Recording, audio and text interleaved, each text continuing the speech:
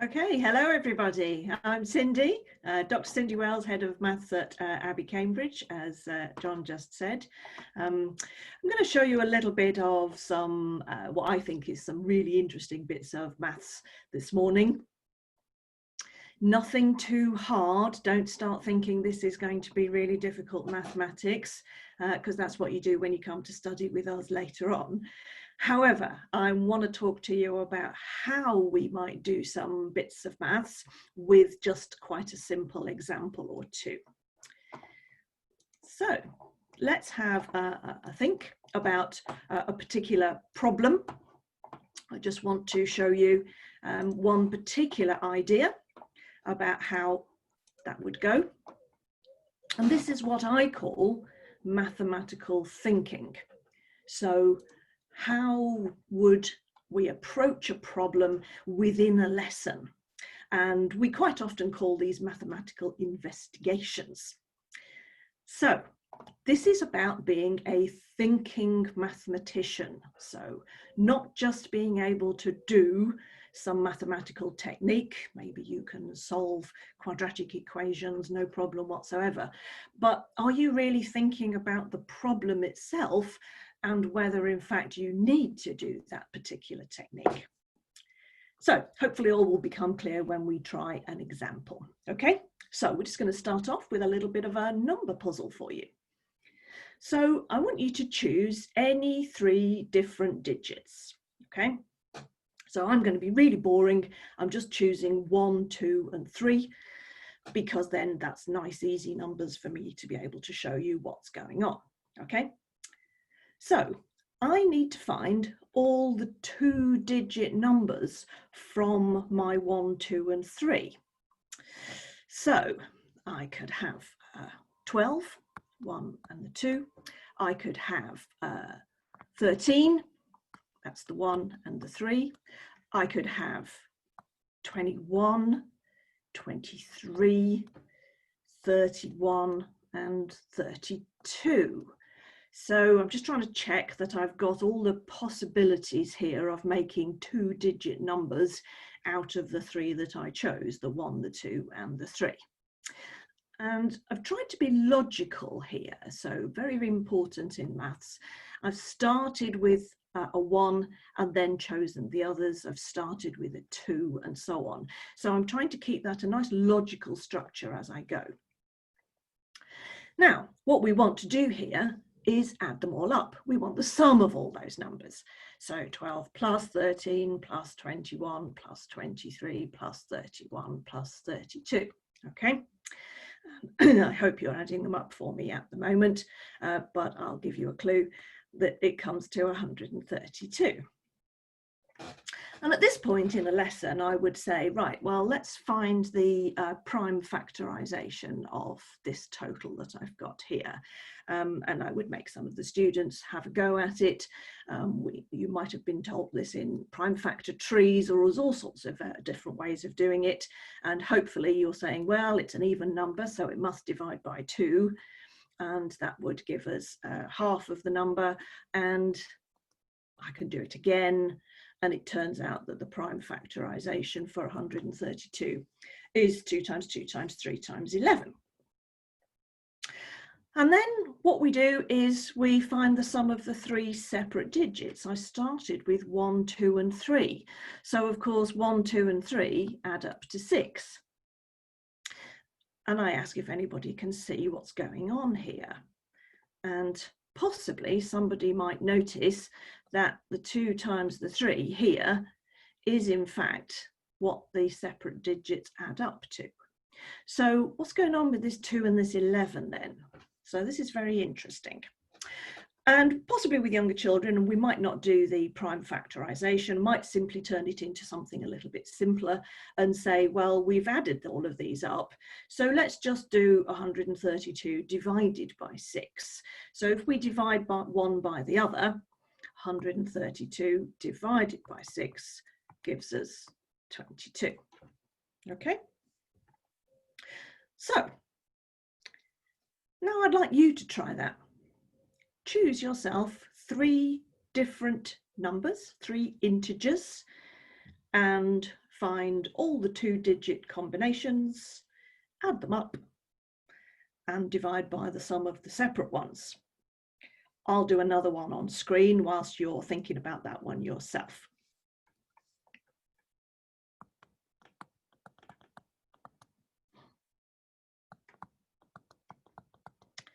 So this time I've chosen 1, 7, and 4, just to pick some random numbers that are a little bit different.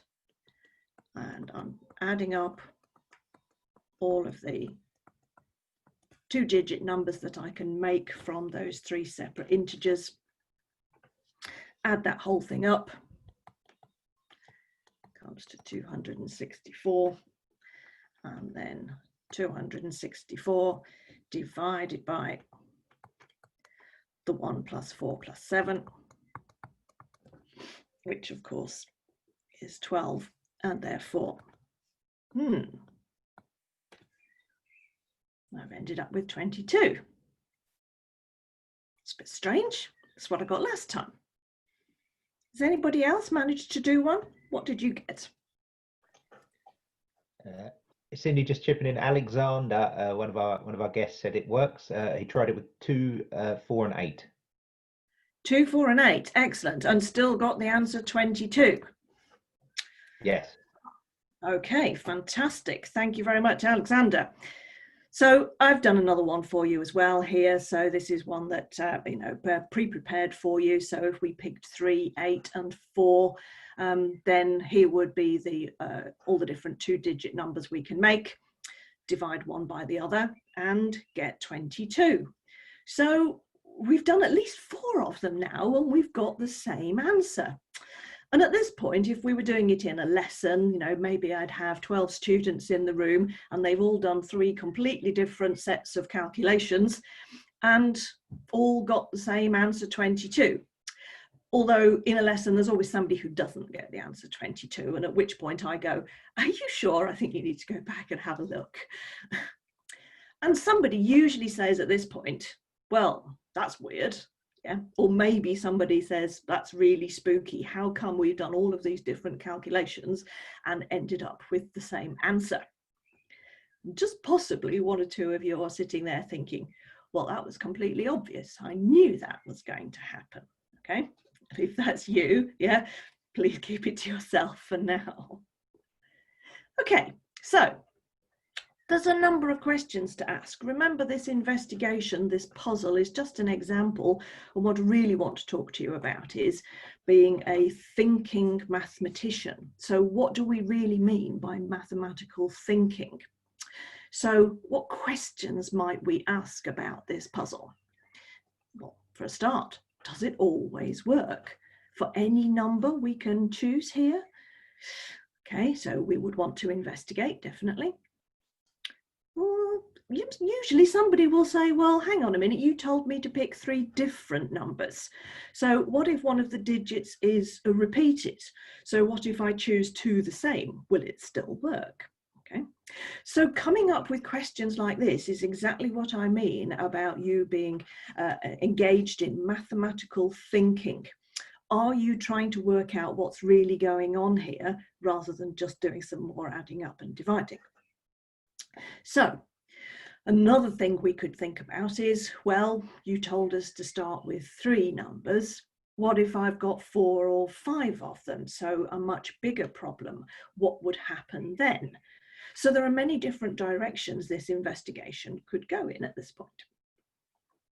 So somebody will also say, well, you also said, what about 2-digit numbers? So of course, we want to investigate 3-digit numbers, maybe from a list of 4 or a list of 5. So there are many, many different ways we could go in this investigation. Now, mathematical thinking. I mentioned this at the start when I did the first example. Be logical, be systematic. Try to only change one thing at once, for example, as you're trying to work out what's going on. Very logical, very important in mathematics. And I would always say, try to make things easier before you make it more difficult. So we started with a puzzle that's quite simple for most people to do. How could we make that particular one even easier? Well, what if we only had two numbers? So let's just pick 2 digits and see what happens with those. So if, for example, I'm going to pick, I don't know, 5 and 6 maybe, those are my 2 numbers. How many 2-digit numbers can I make? Well, only 2 of them, 56 and 65, that's all we can do. So I could add those 2 together and then divide by 5 plus 6. So this gives us 121 divided by 11. So I didn't get 22 this time. I've got 11 this time, right. So by making the problem a little bit simpler, easier, much quicker to do, we've got a different answer. Well, of course, it's a different puzzle, but they're related to each other, aren't they? So we got 11 this time, we got 22 before. So we have to investigate 4 digits, don't we? We're being logical and systematic. We made the problem easier, so we did it with just 2 digits. The original problem was 3 digits. And hopefully, if you're at all interested in maths like me, then you do have this mathematical curiosity. I want to go and find out. I just have to see what happens with 4 digits. But I want you to think first.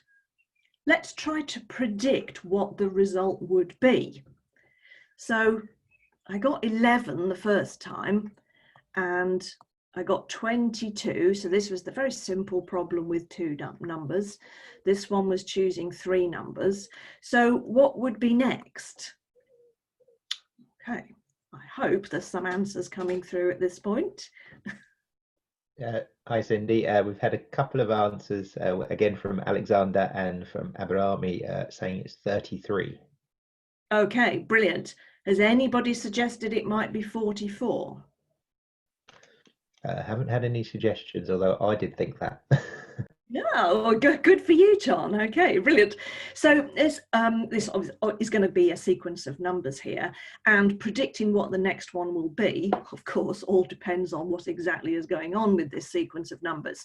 So those of you who suggested it was 33, then I'm assuming you've decided that we must be adding 11 every time, and therefore this pattern would continue in the same way. Possibly you might have thought, well, we could get from 11 to 22 by doubling it. So if we're multiplying by 2 here and we did the same thing again the next time, then we're going to end up with 44. And there are other possibilities, in fact, but those are probably the 2 obvious ones that I would expect students to suggest at this point. Okay, so now let's actually find out. So again, if you've got 4 digits that you've chosen already, then please go ahead and try and do it yourself. I'm going to go back to the really boring example of 1, 2, 3, and 4 because it makes it nice and quick to do each of the possibilities. So all the 2-digit combinations, 12 plus 13 plus 14. Remember, I'm being logical and systematic again, so now I'm doing all the ones in the 20s. I'm keeping that second number in order. All the numbers in the 30s, and then in the 40s. So the first thing to think about here is, well, we were doing all of the 2-digit combinations, and therefore this time there were more of them.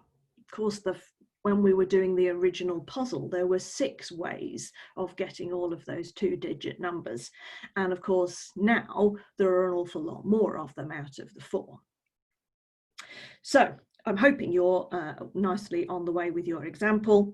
Mine adds up to 330, and then 1 plus 2 plus 3 plus 4. So I'm dividing by 10 in this case, and therefore, I've ended up with 33. So Alexander and whoever else it was who suggested that it was going to be 33 next time, well done you, because it turned out that you were right. Hopefully your example has come out the same way as well. And in a lesson, possibly we might have to have a little bit more conversation about how you chose all of these 2-digit numbers from your list of 4. And somebody will say, well, I want to do all the 3-digit numbers. Fine, feel free, go off and do that investigation yourself. So there we go. We predicted what the result would be, and now we've tried it. So we're following through these steps of this mathematical investigation. And next, well, what about the repeated digits? Because somebody will always suggest, you've said I have to choose different digits and I don't want to. I want to choose 2 the same. So 2, 2 and 7, for example. Doesn't really matter what you choose at this point. Feel free to do one of your own. And again, the tricky thing here is to be able to get all of the 2-digit combinations from these, then we have 2 2s. So just to make it clear, I'm going to write them in different colours. So I'm going to say that there's a red 2 and a blue 2, as well as the 7, so that we can see how to get all of those 2-digit numbers, the list of all of them. So a red 2 and a blue 2. So in fact, we get 22 twice, and we get 27 twice, and of course we get 72 twice. So there are still 6 2-digit combinations that we can make here. And when we add all of those up, then we get to 242. 2 plus 2 plus 7 then when we're dividing, so 242 divided by the 11, we still get 22. And again, if you picked something different, I'm hoping that you did as well. So it doesn't matter if I've got a repeated number, it still comes out as the answer 22. And I'm hoping at some point, maybe one of you has typed into the chat, well, what if all 3 of them are the same? Because that's exactly what I would expect somebody to say at this point. Well, you've done it with 2 the same. What if all 3 are the same? Okay, I've got 3 5s. Let's work through them. 3 colours. So I'll just go for a red one, a blue one, and a purple one. So there's still 6 ways of combining all of those 3 5s, which adds up to 330. And I divide by 15, and oh look, I still get 22. Okay, so that question I said about does it always work, now we're looking at it and going, well, it doesn't seem to matter what we do with this, we're still getting the answer 22. And I'm hoping you've got one more question in your head, maybe more than one, but possibly you're going, well, what about a 0? So far we've chosen digits, anything from 1 to 9, that makes perfect sense. But what about a 0? Does it work with 0? So we have to give it a try, of course. So we could have 0, 2, 3, 3 different ones. We might want to look at a repeated one again, 0, 0, 4. And what would happen if we did the same puzzle with these? So there we go, 0, 2 and 3. We'll go through them quite quickly because I expect most of you have worked out what's going on by now. So all the 2-digit possibilities for 0, 2 and 3. And this is very interesting because, of course, when we've got the 0 on the front, 0, 2, well, that's just the number 2. So we're following the pattern, but it just looks a little bit odd. And what would happen if we did the 0, and the 4? Well, of course, I'm going to have to think about having a red and a blue 0 again. So 0, 0, well, that's just 0, 0, 4, okay, yeah, and 4, 0. So we've got all of those 6 possibilities of how we do the whole thing. So this one adds up to 88. And of course, we're just dividing by 4. So even with a 0 included, we've still ended up with the answer 22. And if 2 of them were zeros, then it's still 22. And I'm really hoping somebody's putting in the chat, if all 3 of them are zeros, it's not going to work. And you would be absolutely right. It looks like maybe we've found the limit of this particular problem, because it doesn't matter what we do with 3 different colors of 0 here, the whole thing is only going to add up to 0, and then we'd be dividing by 0, which, as many of you know, is something that we consider to be undefined in mathematics. Yeah, dividing by 0, your calculator will say it's broken and has gone wrong if you try to do that. Okay, so here we go. Lots and lots of 22s. So back to the question then, does it always work?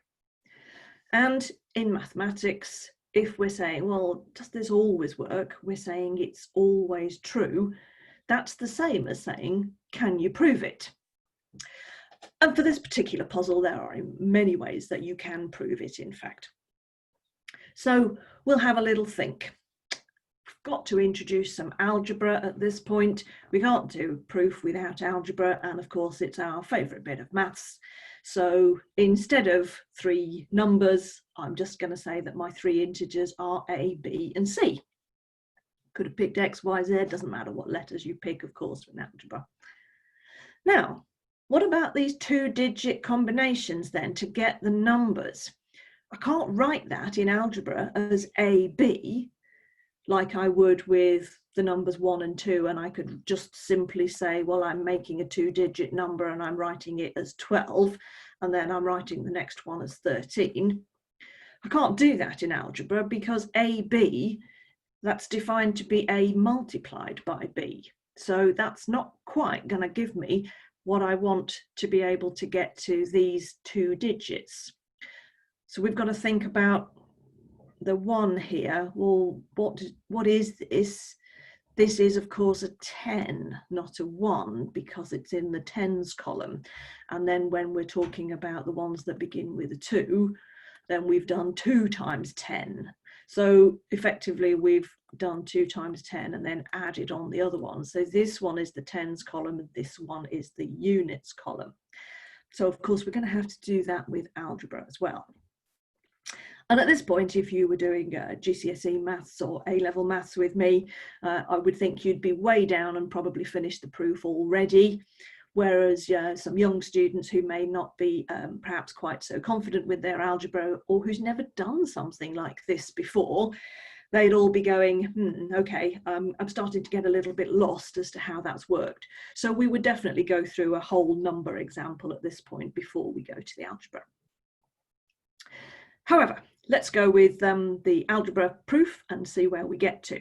So we've got to think of the first digit being the number of tens. So I'm going to have to do, for example, 10 multiplied by A. And the second digit is the number of units. So I'm going to need to do things like 10A plus B to be able to get all of the different ways of getting 2-digit numbers from A and B and C. So I've got 10A plus B. I'm also going to need 10A plus C, and so on through all of those different possibilities. And remember, there were 6 of them. Okay, so there we go. I've done it for you quite quickly, so we're not going through all of the algebra. And I hope 1 or 2 of you have started to do this yourselves on paper and finished it by now. So I can add all of those up, just checking that I've got all the combinations. Remember, being logical and systematic. So I've started with the ones that have all got A in the same place and made sure I've got the other 2 letters B and C here. And then I've started with the ones that have all got B in the same place. And I've got the other 2 possibilities, and then the 2 that have got C in the same place. So I'm sticking to this mathematical thinking, being logical and systematic and working through each stage. Okay, well, that's a nice bit of algebra. I don't really need the brackets in there at all. They've just put them there so that you can see where all of those 6 combinations came from. So if we add them all up, then of course we've ended up with 20A and then later on 2A. And this shouldn't really have been a surprise to you here, that of course we end up with 22 A's and B's and C's for the whole sum. And you may remember that we said we were then going to divide by A plus B plus C. So it would be much better at this point to factorize the 22, let's put it outside the brackets. So I've got 22A plus B plus C, and of course I'm going to divide by A plus B plus C, and therefore of course we end up with the result 22. So that is one possible proof. There are others. Feel free to do them yourself or go off and investigate. But that's one way that we could show that this always comes out as 22. And although in algebra we would say A, B and C are different values, we could of course allow for the fact that two of them are the same as each other. And we saw that earlier in our number examples. So although we definitely get 22, it does work. And we saw that we could have zeros as well. So some of them, one of them, two of them. So the only thing we can't allow is that all three of them are zero. So we would have to put that as a restriction on our proof. And that would be a next step in your thinking mathematically about this problem. Okay, so there you go. Mathematical thinking then. What do I mean? Well, questioning things, always coming up with a question. What's really going on here? Or how could I investigate? Which might involve things such as making it easier before you make it more difficult. Always being very logical and systematic when you're working through. And question each stage of it. When you've done something else, go, okay, well, so does that help with what I did before? Does it prove something? Does it disprove something? Have I found an example that doesn't work? Which of course leads us into some very interesting places. If it looks like there is something going on here, then we'll need to prove it.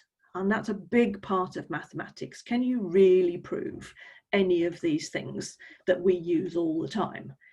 For example, that everybody will know that the angles in a triangle add up to 180 degrees.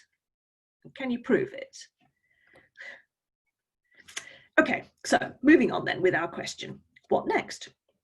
Well, we could change the original problem and go off and investigate further. We already had some suggestions, which was, well, we could do it now with 4 digits, 5 digits. I could find all of the possible 3-digit numbers out of a list of 5. There are so many different directions you could go with this investigation now. And if you wish to do so, please go off in one of those directions and see what you get. So we could do lots of other investigations. And part of this puzzle, which is the thing I want to have a quick look at now, part of this puzzle was all of the possible ways of writing those 2-digit numbers from a list of 3. We came up with that original list of 6 from 1, 2, and 3. And these possible ways of doing things is another really important branch of mathematics. And again, with older students at this point, I would definitely go off in this direction. There are different types of all of the possible ways of doing things. And we call these combinations and permutations. So partway through up to now, I've definitely been using the word combination. And in fact, mathematically, I've been using the wrong word. Combination is something that we use in English. It's quite a common word about how things would be combined. But in maths, it's got quite a specific meaning. So let's have a look at these different types. So just in case anybody out there is going, oh, too much maths, I'm a bit lost now, yeah? Well, let's look at some art instead, okay? So 3 famous paintings. Here we are. One of the famous water lilies paintings by Monet. He did, of course, many, many different versions of water lily paintings. And oh yes, old favourite, the Mona Lisa by Da Vinci, and some Van Gogh sunflowers. And again, he painted many, many different paintings with sunflowers on them. So 3 famous ones. Now, I'd like to put them all on the wall in my office. It's a bit dull in here, so I'd like to brighten the place up a little bit. So I'll put Mona Lisa up first. But then which way around shall I put the other 2? And when I say first, do I want it on the left? Or do I want Mona Lisa in the middle where I can see her better, and then I'm going to put the others either side of her? Perhaps I'm wrong. Maybe I should put the sunflowers up first. So you can see what I'm trying to do here. All the possible ways of putting 3 paintings up on my wall. Okay. How many different ways are there of doing that? Okay. We're mathematicians. We're going to think about it logically. So let's try. There we go. I've just picked one. Mona Lisa first, then sunflowers, then water lilies. And I'm being logical. So I'm going to stick with having Mona Lisa first and then put up the other 2 just in the other order. Okay, so now I'll think about different ways of doing it. I'm going to put water lilies first, then the sunflowers, then Mona Lisa, and let's just whiz through the others. Then I'm going to swap those 2 around. So I've been logical, the 2 that start with Mona Lisa, the 2 that start with the water lilies, and of course there's 2 more to go that starts with the sunflowers painting. So there we go. 6 different ways of putting those 3 paintings on the wall in my office. We would say 6 different permutations. So the ways of putting those 3 things up on the wall in all the different possibilities. Okay, now that was paintings. But of course, it's exactly the same idea, the same concept for numbers, like we were just doing in the puzzle. But I'm doing all 3 this time, remember. So I've got 1, 2, and 3. How many different ways can I arrange those 3 numbers? 1, 3, 2, and then the 2 that begin with a 200, and then swap the other 2 around, then the 2 numbers that begin with a 3, and swap the other 2 around. So there's 6, of course. And of course, it's the same total of 6 different ways of doing it. It doesn't matter whether that's numbers or paintings on the wall. It's going to be exactly the same. There've got to be 6 different ways of doing this. Got to have letters in there. Yeah, I'm a mathematician. I've got to do some algebra somewhere. Not very interesting algebra in this case. So here's my 3 letters, A, B, and C. And then there are the 6 ways of arranging them, of course. Of course, it's 6 different ways. It doesn't matter what the objects are. It doesn't matter if it's paintings or letters or numbers or chocolates out of a chocolate box. The concept is exactly the same. There are 6 ways of doing it. And at this point, I'm hoping you're all saying, yes, but why is it 6? Because that's the thinking mathematician coming out again. You're questioning, why is it 6? Now, very, very important for probability in mathematics, the number of different ways that you can do something. So let's have a little think about our 3 letters again. So the first position, whatever I choose first, maybe the sunflowers painting, for that first position, I've got a choice of 3 of them.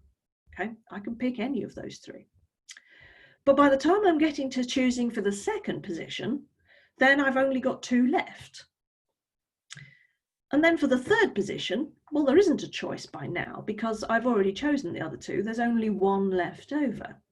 So there were 3 the first time, 2 the second time, and only 1 for the third time.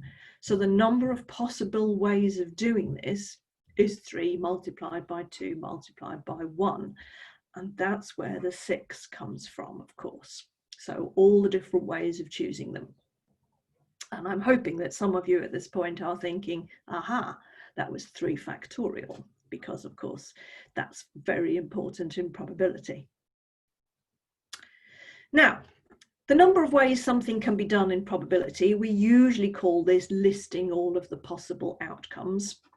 And in this case, what we were really considering is the number of ways of choosing 3 things from a list of 3 things, because we were choosing all of those letters A, B, C, or I'm choosing all 3 of the paintings. And this is called permutations. And what we say here is that the order of the items is important.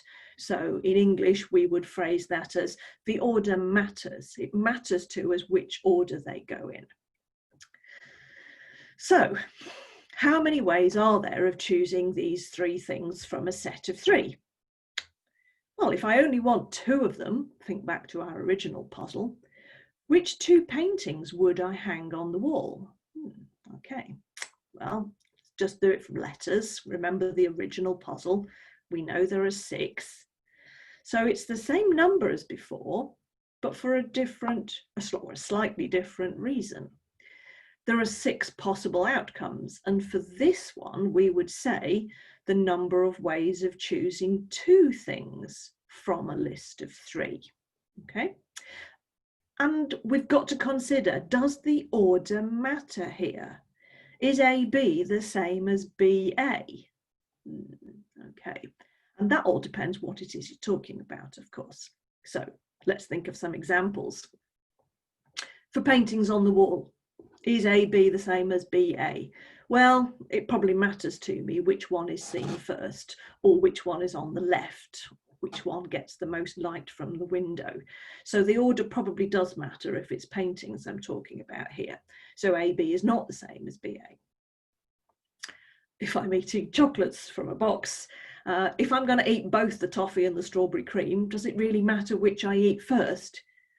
Well, probably it does, because there's a flavour involved here. What's, toffee going to be like after I've already had the strawberry cream? So yeah, the order probably does matter there as well. And you might think the same about, for example, picking toppings for your pizza.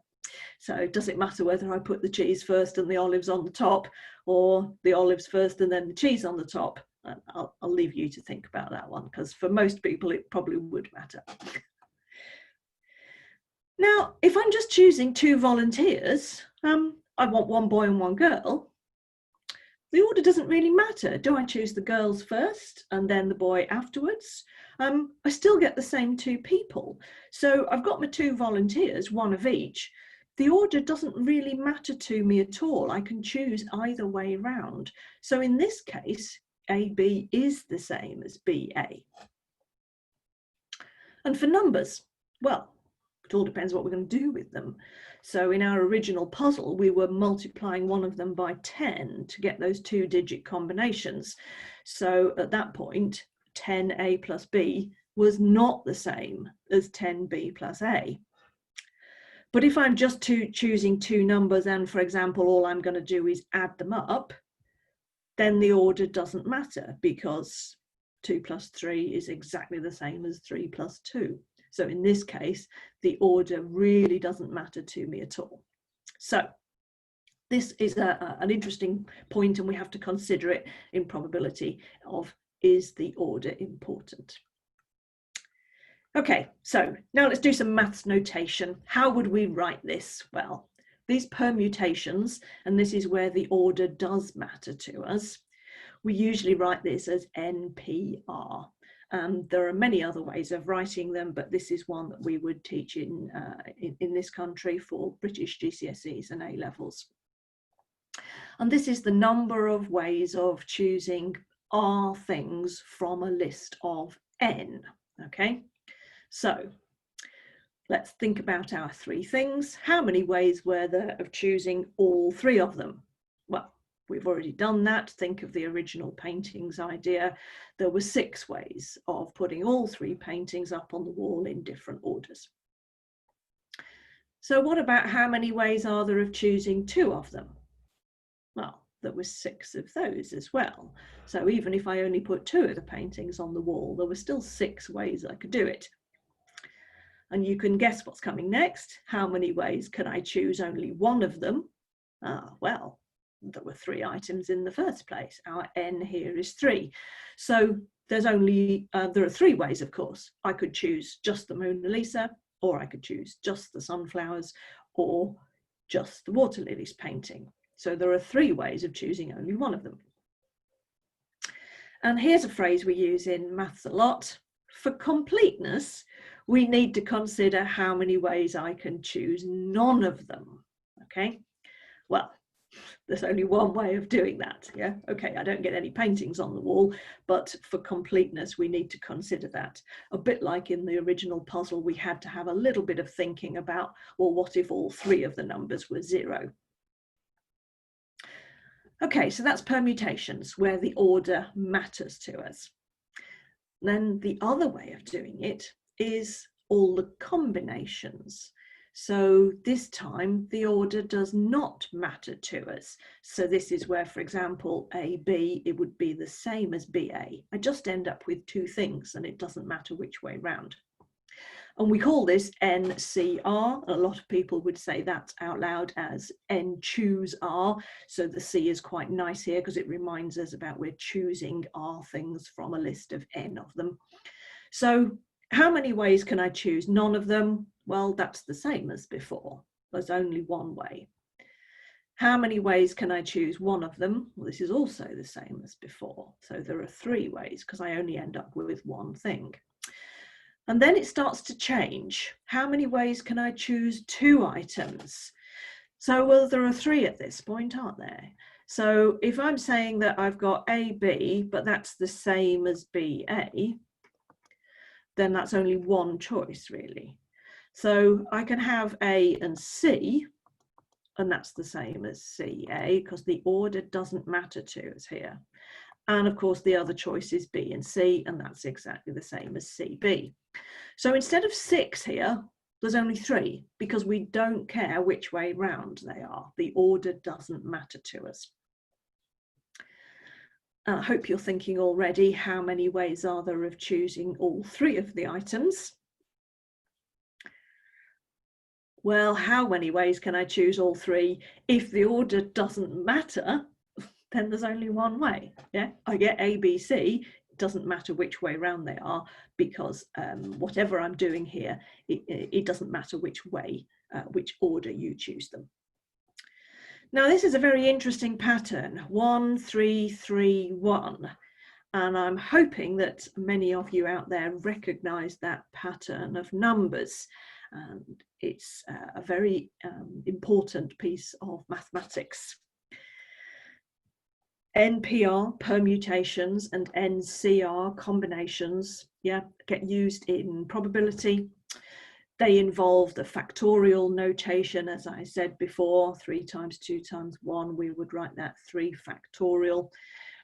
Pascal's triangle, so that pattern we just found, 1, 3, 3, 1, is one of the rows from Pascal's triangle, and I expect many of you have seen Pascal's triangle before, so you know exactly how it grows, and the numbers that we get for the combinations come from Pascal's triangle here. They're used extensively in probability, so a really important piece of mathematics, and by the time you get into your A-level maths and further maths, we use these for the coefficients in the binomial expansion, so they really are very important.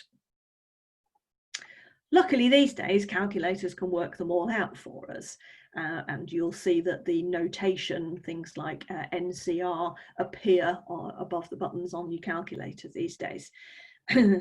Luckily, we don't have to work them all out by hand like we used to, which means we can deal with much larger numbers in maths now. Now, that number puzzle gave us a sequence, didn't it? And we predicted the third one. 11, 22, 33, or possibly it could have been 44 instead. So in GCSE and A-level maths in this country, we do an awful lot more work with sequences of numbers, much more complicated than those ones. And of course, by the time you get into A-level maths, we're talking about being able to do the sum of a series and being able to apply it to a particular problem. often things to do with money, about investing a certain amount of money. That becomes some kind of sequence of numbers. So all of these are suggesting many different areas of mathematics that you would study. And I'm really hoping that if you have enjoyed this and you're interested in any of these things and others, then I'm really hoping you'll come along and learn maths with us at Abbey College in Cambridge. Thank you, Cindy. Thank you for a lovely session and really insightful and really useful. So thank you very much. And please, if anyone does have any questions they would like to ask Cindy, please do post them now in the chat or the Q&A, and we'll put them to her. There were a couple of questions that came up, Cindy, so I'll put those to you. Apologise if you may have covered them, but I'll put them to you as well as we go along. So Megan asked,